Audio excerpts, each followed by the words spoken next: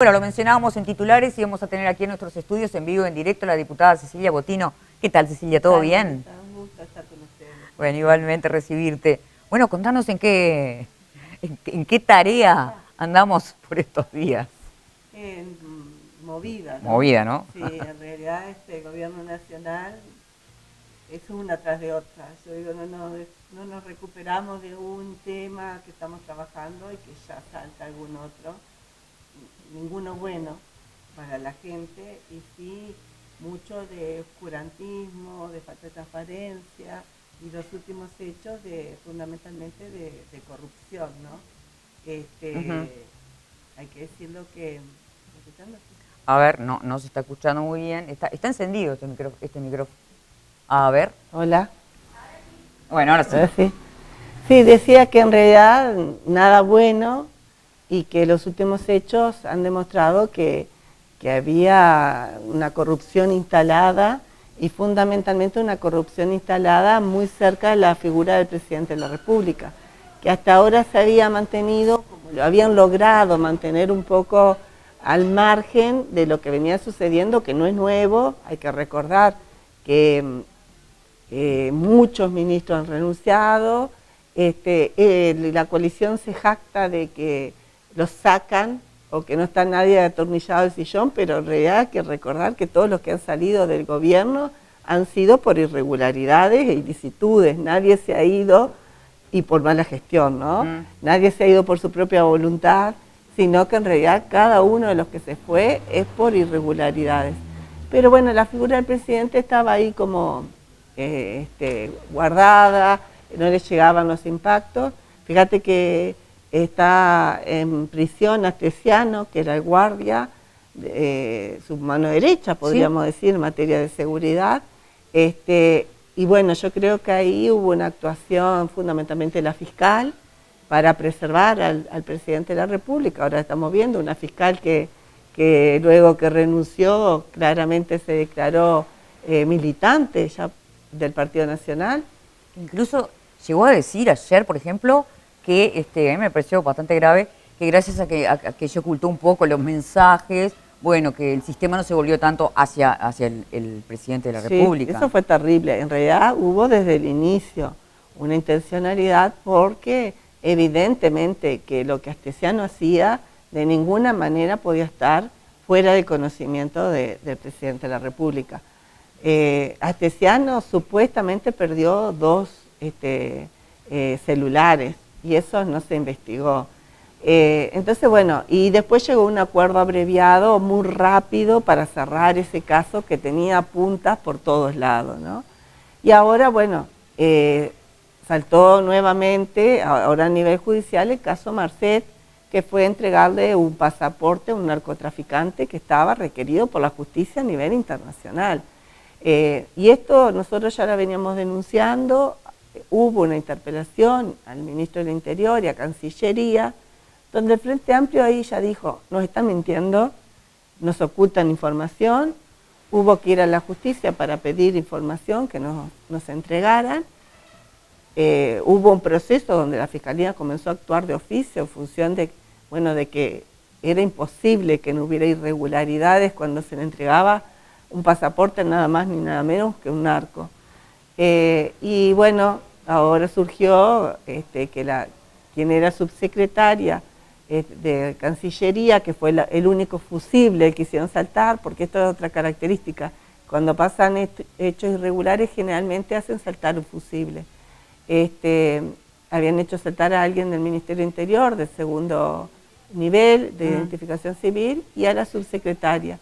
Pero cuando va a la Fiscalía, lógicamente, sale a contar su verdad, que no le había contado hasta ahora, y ahí, bueno, queda la evidencia la responsabilidad del canciller, del ministro del Interior y de una persona muy cercana al presidente de la República y que tiene mucha influencia en este gobierno, que nosotros decimos está blindado, que tiene un formato de comunicación muy particular, que tiene mucho de marketing, que es el asesor en comunicaciones, ¿no?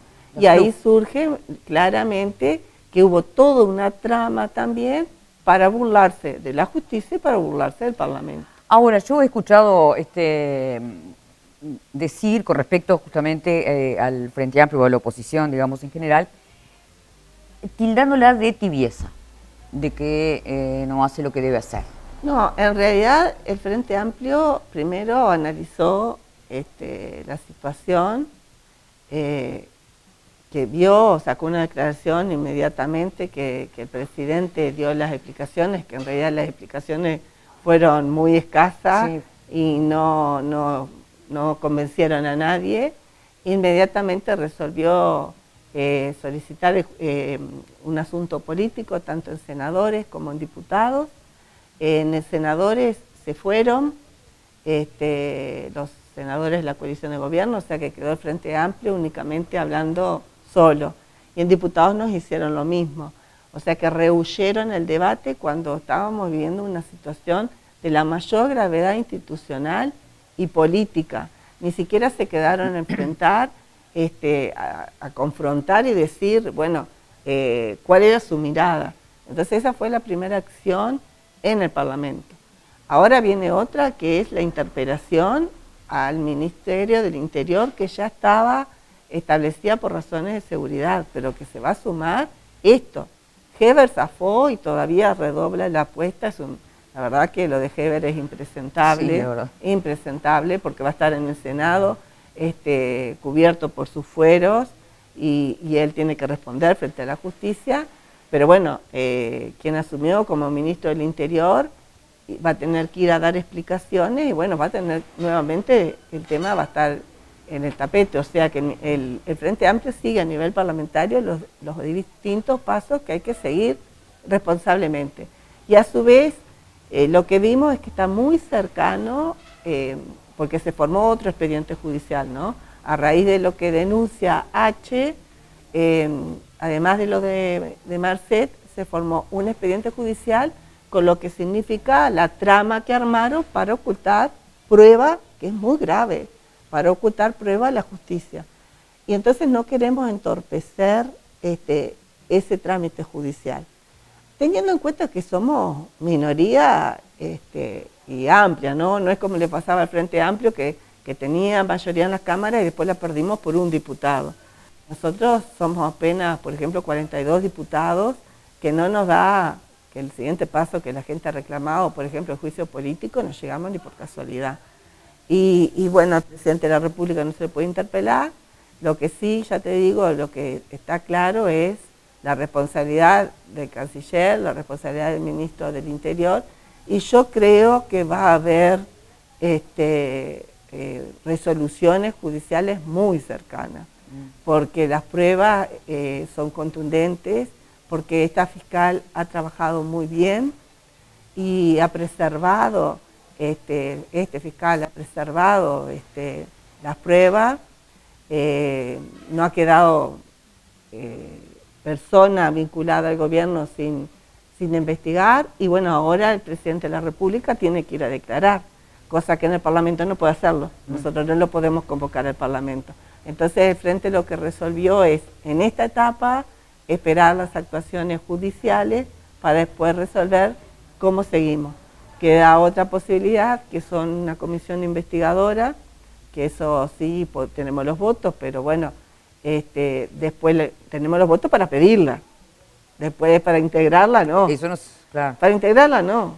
Siempre la mayoría la va a hacer la coalición de gobierno. Entonces, quienes consideran que podríamos hacer más, en realidad, ya te digo, se olvidan que somos minoría y que la mayoría, hasta ahora, a pesar de que un sector de la coalición, como fue Cabildo Abierto, en un momento intentó diferenciarse y despegarse de lo que estaba sucediendo, luego que el presidente de la República lo llamó, todos como un bloque actuaron como ha venido hasta ahora, todos respaldaron al gobierno y todos respaldaron al presidente de la República y lo blindaron. Por eso te digo, cuando nosotros hicimos el asunto político, ninguno abrió la boca. Unos se fueron y los otros calladitos. Entonces, la verdad que la coalición es toda responsable de estos actos de corrupción, que no tenemos nosotros no somos tibios en ese sentido. El gobierno está, y el presidente de la República, está amparando actos de corrupción y actos vinculados al narcotráfico. Y eso es lo que más nos preocupa, porque en realidad está vinculado al gobierno y vinculado al sistema político. Sí, grave, ¿no? Un tema que te ha preocupado mucho ha sido Salto Grande, ¿no? ¿Cómo va eso, no? Y bueno, Salto Grande, lo que pasó es nuevamente llamamos a interpelación a Cancillería, donde ahí estuvo presente, bueno, cómo se comportan en los organismos binacionales, que en realidad el Frente Amplio ahí no tiene la forma de controlar porque no tiene representantes. Fíjate que en Salto Grande, ahí sí el Frente logró, porque Cabildo Abierto era tan grande lo que estaba sucediendo, que logró por mayoría sacar una declaración donde exigía la renuncia de quienes integran la delegación uruguaya, dentro de los cuales está un santucero, porque fue tan responsable como Albizu, que fue el único que renunció. La delegación uruguaya eran 3 personas que firmaban todas las resoluciones por las cuales ingresaron a dedo ediles fundamentalmente de Salto, a los cuales el Parlamento y la Cámara de Representantes resolvió por unanimidad exigirles que renunciaran a Salto Grande. Acá sí hubo unanimidad. Y estos ediles no renunciaron, se quedaron con los cargos, renunciaron a la Junta Departamental, o sea, quisieron renunciar porque la mayoría de la Junta no le aceptó la renuncia, o sea, quedaron atornillados y desconocieron olímpicamente una resolución del Parlamento. Y el presidente los avala, porque el presidente no hizo ninguna gestión para decir, bueno, señores, primero sacar a los 3 que quedaron, directores de la delegación uruguaya. Y después para exigir que estas personas que entraron a dedo por clientelismo político renunciaran, cuestión que no se ha logrado. Y bueno, pasó todo esto en Cancillería, un cambio de canciller, también se está esperando porque se iba a convocar a comisión nuevamente a canciller para que dé las explicaciones, porque nuevamente además Salto Grande está pidiendo plata a rentas generales, no le alcanzó los 200 millones de pesos que había solicitado, sino que nuevamente está pidiendo refuerzos. Entonces la verdad que lo de las comisiones binacionales es muy preocupante, porque ahí hay un gran clientelismo político al cual también en definitiva habla de que es un gobierno con muy poca transparencia y que lejos está de las promesas electorales que vinieron a hacer. Y se viene una campaña donde yo creo que uno de los temas por parte del hoy oficialismo va a ser, como se dice comúnmente, pegarle al Frente Amplio todo el tiempo, ¿no? Y ha sido lo único, ha sido la única justificación de ellos cada vez que sacamos los actos de corrupción y denunciamos, te dice, sí, pero ustedes, o el Frente Amplio esto, el Frente Amplio, cuando en realidad los casos que traen, que son muy poquitos porque son siempre los mismos, ya fueron laudados, podríamos explicarlos unos a uno, porque aparte no tienen ni siquiera la gravedad de lo que tienen los hechos que han cometido este gobierno, ¿no?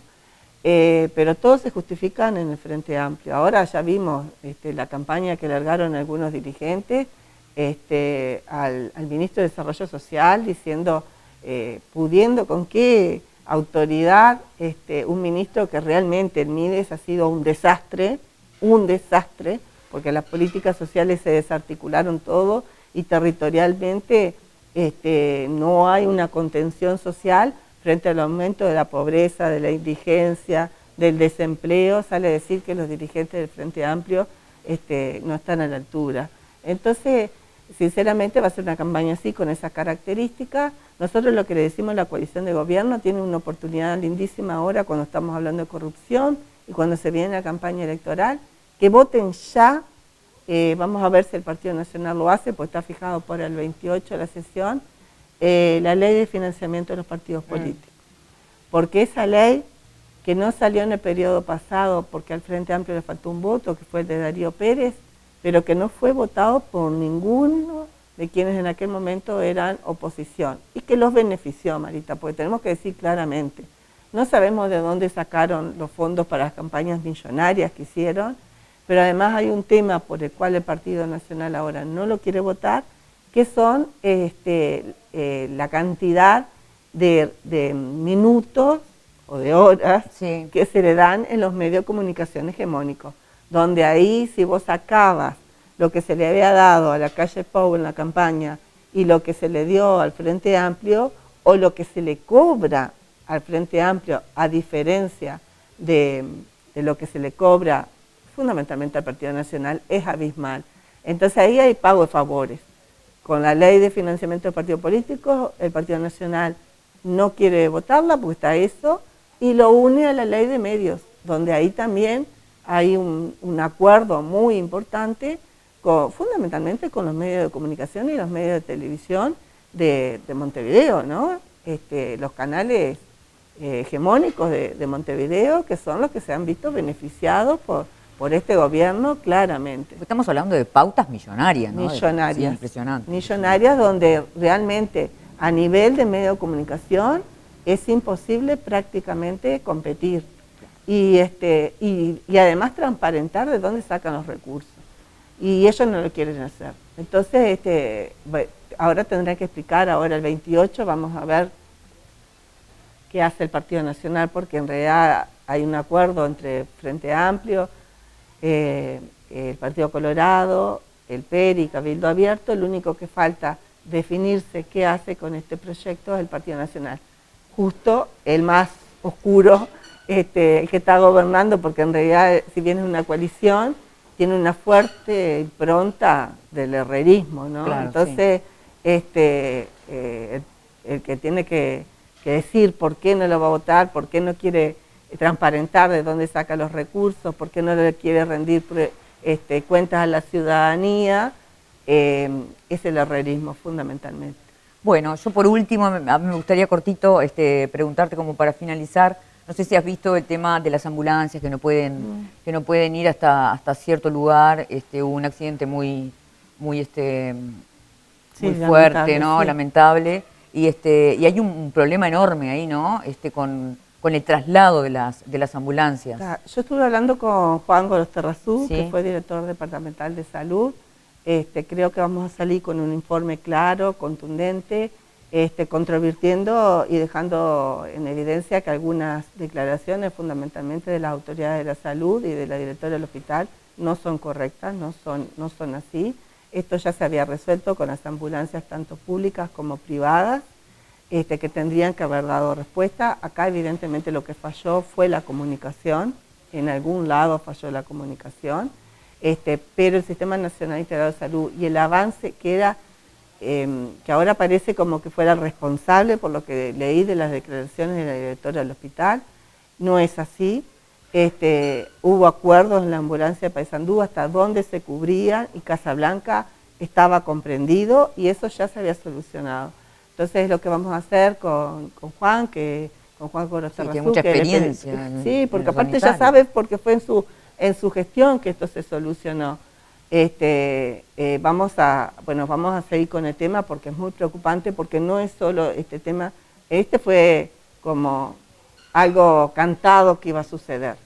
Pero el tema de las ambulancias, que nosotros ya lo hemos venido denunciando en el interior también, que está muy complicado, es un tema que vamos a seguirlo y en este caso plantear claramente cuál es la situación real.